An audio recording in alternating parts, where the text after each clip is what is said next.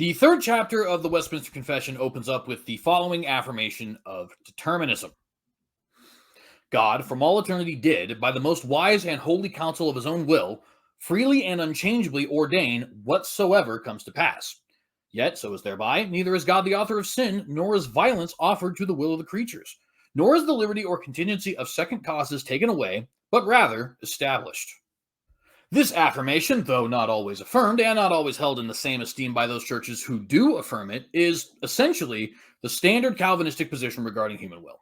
It is free, in some capacity, and a truly capacious capacity at that. But all things are determined beforehand by our Lord, and thus, whatever capaciousness our will has in regards to its freedoms, it is a capped capacity capable of only carrying out the commands of the incapricious Capricorn who creates. Okay. I'll stop. Probably not. Pressing forward. Anyways, this affirmation of determinism is more than a little bit controversial in Christian circles. The non-reformed often recoil at the thought that God determines all things, and for a litany of reasons, some of which I'll admit are a tad more clever than the others, but I digress. We are here to discuss only one of these reasons, and that is the claim that determinism makes God, in some sense, responsible for evil, which, by the by, is at least partially true on Calvinism. I do say that as a Calvinist myself. It is true in that God determines all evil acts, just as he determines every other thing that has happened in the history of the universe. But it is not true in that God does not bear any of the blame for man's wicked behavior. Look into the why here in nary a moment, but for now, know that the non-reformed does not affirm determinism, as we do, because the non-reformed believes God determining evil would somehow make God evil himself. Unit 731 of the Imperial Japanese Army conducted gruesome experiments on non-combatants. They performed vivisections in order to observe how human organs functioned. This was done with no anesthetic. Sometimes victims would have healthy limbs amputated and then reattached to the other side of their body. Stomachs and livers would be removed. Some prisoners would have their limbs frozen in water and then hacked off. The disgusting evils that occurred frequently led to the death of the victim, or if they were survived, they were executed anyway. Does the biblical data support the idea that God has decreed these types? No, these very instances of horrendous evils. But to blame God, which is what a decree does, to blame God for the rape of a child is a horrible attack on the very character and the love of God. Could I logically conclude that while determinism is true, God is still morally good? That's what he's trying to get me to conclude, which I already reflected on earlier with regard to Roger Olson's perspective, that if I came to the conclusion that the Calvinism's version of determinism is true, I would have to conclude, as Roger Olson said, that God is monstrous, that God is immoral under that view. Now, we in the Reformed tradition have often pointed out that there is functionally no real difference between a being in God's position allowing evil and a being in God's position determining evil. It's a distinction without a relevant difference, and ultimately it puts us in the self-same place regardless of which path we take. To quote a Reformed blogger by the name of Non-Tenant, quote, "Now, of course, I don't think it is a distinction without any difference, but it is a distinction without a relevant difference with respect to the purpose of which it is deployed, namely absolving God of evil. After all, we know that in many situations it is evil to permit evil as well as to cause evil. It is evil to permit a toddler to walk into a swimming enclosure and fall into the pool and drown when you're standing 2 feet away, just as it is evil to push a toddler into the swimming pool and hold his head under the water while he drowns. One is more evil, certainly. I'm happy to admit that distinction. But the Arminian doesn't say God is less evil under Arminianism than under Calvinism. He says God is not evil under Arminianism. So it seems to be a distinction without a relevant difference." End quote. I could also offer a quotation from the strikingly handsome and by no means delusional host of this very video from his book, 15 Questions for Calvinists Answered, link in the description below. Question 11. Why do you say there is no difference in God allowing something and God determining something? Answer. When this question was sent to me, it was coupled with the following analogy, which I find quite interesting. If I allow a lion to maul people and I could stop it, it still doesn't mean I caused it. And God knows what good will be accomplished from this evil. It doesn't mean he is the cause of the evil. The first thing that interests me about this analogy is that the non-reformed typically use the God doesn't determine sin, he allows sin argument to try and get God off the hook for man's depravity without sacrificing sovereignty. And here we see an example of some evil act, and we see an agent merely allowing said evil act to occur.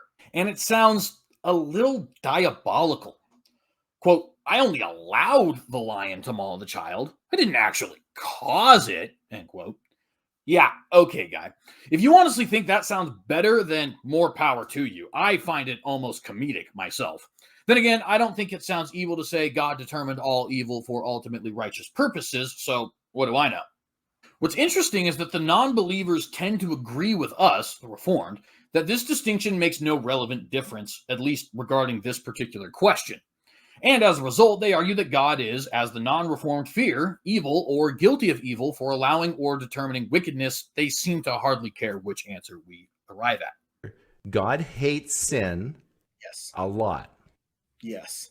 but he desired sin to be on earth. He ordained sin to be on earth to display his power. No, and not his just glory. ordained. He wanted it. I feel like we're using the wrong word. He desired it. He wanted it. He decreed it. He caused it by creating. I want you to just take a moment, since we're so interested in the downtrodden and the helpless. Imagine how she must have begged him. Imagine how she must have pleaded. Imagine for how long. Imagine how she must have prayed every day, how she must have beseeched heaven.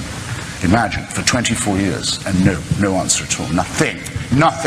Imagine how those children must have felt. Imagine what they felt when they saw one of their number, the dead twin, being born away from neglect on top of everything else. Now, you say that's all right that she went through that because she'll get a better deal in another life. I have to ask you if you can be morally or ethically serious and postulate such a question. No, that had to happen. And heaven did watch it with indifference because it knows that score will later on be settled. So it was well worth her going through it. She'll have a better time next time. I don't see how you can look anyone in the face or live with yourself and say anything so hideously, wickedly immoral as that, or even imply it. There, that's my answer. And see, this is the issue, because in the Christian worldview, there's an all-knowing. Okay, so God sees all the evil. God sees the rape. God sees the child falling in the pool. All-powerful, has the ability to take the child out of the water, to stop the rape. And then all-loving, which means hates and despises evil, and yet just lets it happen. See, in this scenario, God is responsible for the evil. And this, my friends, is ultimately what I wish to discuss. Why is it that the non-reformed and the non-believer come to the same conclusion about God being evil if he is, in any sense, determining evil? And why is it that the reformed and the non-believer come to the same conclusion regarding whether or not he did, in fact, determine evil, or else whether or not it's even relevant to say he determined over and against his allowing? And to answer that, I'd like to take everyone on a journey through a modern-day Disney cartoon. I know it sounds weird, but you can find wisdom in virtually any place, and this is no exception. See, there's a Disney cartoon from the 2010s by the name of Gravity Falls. I used to watch it when I was a kid. It follows two 12-year-old twins, Dipper and Mabel, and their paranormal adventures in the town of the same name, that is Gravity Falls, while visiting their grunkle, Stan, over the summer. That's great uncle contracted, by the way, for anybody who really cares about that sort of thing. In one episode, an episode titled Not What He Seems, their grunkle Stan is taken into custody by federal agents from a nondescript agency, being accused of stealing toxic chemicals from a nondescript government facility. What the? Oh no! Ah! This is security footage of a government waste facility. At 0400 hours last night, someone robbed 300 gallons of dangerous waste. What? During the course of the episode, the kids try desperately to find evidence exonerating their grunkle, as you would, disbelieving that he would ever do something that might imply he could actually be an evil guy. Dipper, this is crazy. There's no way Stan was stealing hazardous waste. We gotta clear his name. The agents, on the other hand, are convinced that Stan is guilty and make no bones about the fact that they believe it is because he is up to something nefarious. Oh, you poor kids. You really think your uncle's innocent? I've seen it all before. False names, double lives. One minute they're playing with water balloons. The next they're building doomsday devices. Your uncle scammed the whole world. You gonna let him scam you too? Their interrogation of Stan and the kids' investigation into his crime takes up the majority of the episode until we come to a rather shocking conclusion. Shocking from the kids' perspective, not the audience. We actually already know the answer to start the episode. And that conclusion is that Stan actually is guilty of the crimes of which he's accused. Oh no, Stan, you didn't. Don't panic. That could be anyone in that suit. God, hot Belgian waffles! Wait, I'm alone. I can swear for real. Son of a... That's him, all right. This naturally causes the kids to have a little bit of a crisis within themselves. I can't believe it! Was anything he said to us real?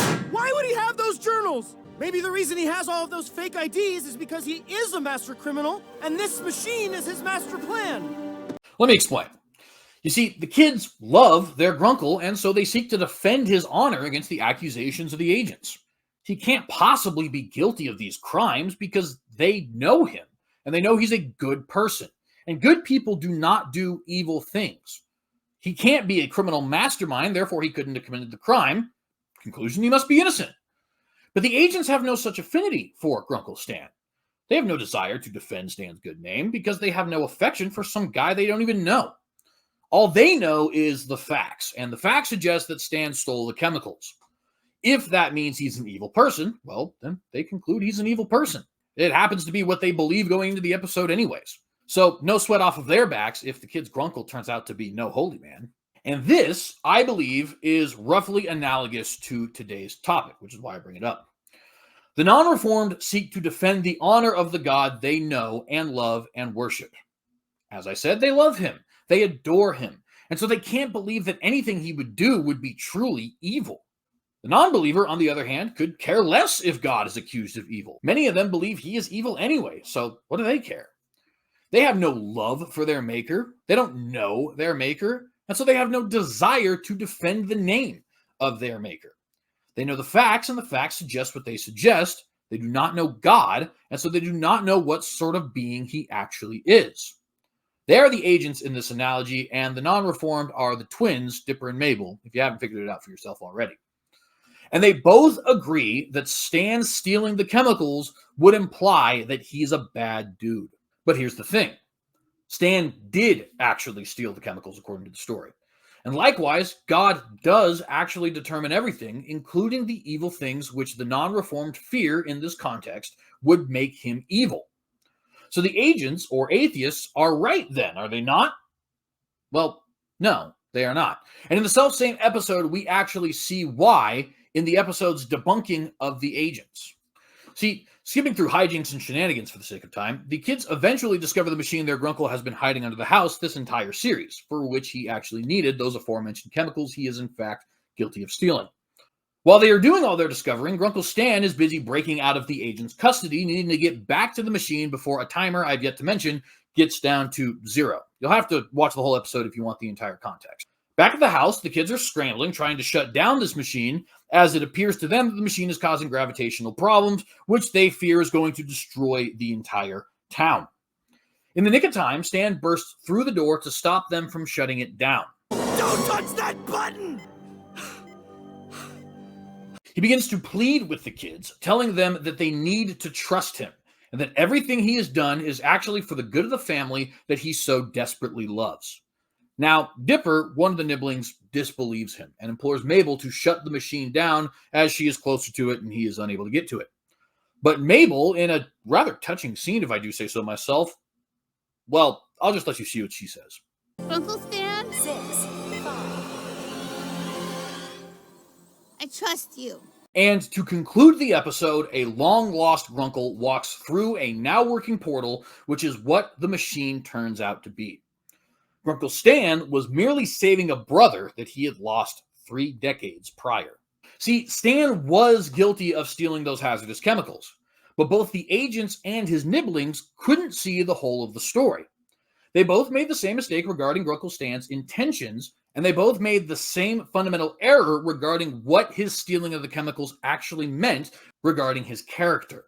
It meant he must be an evil criminal mastermind. So the agents concluded that he was, in fact, an evil criminal mastermind. And the nibblings that he hadn't actually stolen the chemicals. But what both of them got wrong is that there was a third option that was open to them throughout the entire episode. Option C was that he stole the chemicals for a good and righteous purpose. And as it turns out, option C was correct. This is the situation we find ourselves in as Christian people. As I said before, the agents are the atheists in this analogy who have no issue concluding that God is evil because they have no love for God. They don't know him, and the kids in this particular situation do know him. Therefore, they represent the non-reformed believers, initially at least, in that they do know God and know of his goodness, and so they deny that God ordains all of the sins of man. They deny anything that could besmirch his character and label him evil. But both the atheists and the non-reformed are making the same mistake, in that they both believe God cannot be good and ordain these evil acts. But God, who is the Grunkle Stan in this analogy, if you hadn't figured it out for yourself, does ordain evil acts. I form the light and create darkness. I make peace and create evil. I, the Lord, do all these things. See, it is us as human beings who have erred in thinking there was no third viable option. There is, in fact, a third viable option. And option C here stands for correct. God ordains all evil for a perfectly righteous purpose. At least two righteous purposes we can think of, though there may in fact be more that he's just decided to keep to himself. I will say to the north, give up, and to the south, keep not back. Bring my sons from far and my daughters from the ends of the earth, even every one that is called by my name, for I have created him from my glory, and I have formed him, yea, I have made him. And we know that all things work together for good to them that love God, to them who are called according to his purpose. That was Isaiah 43, 6-7, and Romans 8, 28, respectively. And what is our job as believers? And who is the Calvinist in this analogy I presented for you today? Take it away, Mabel. Uncle Stan? 6, 5. I trust you.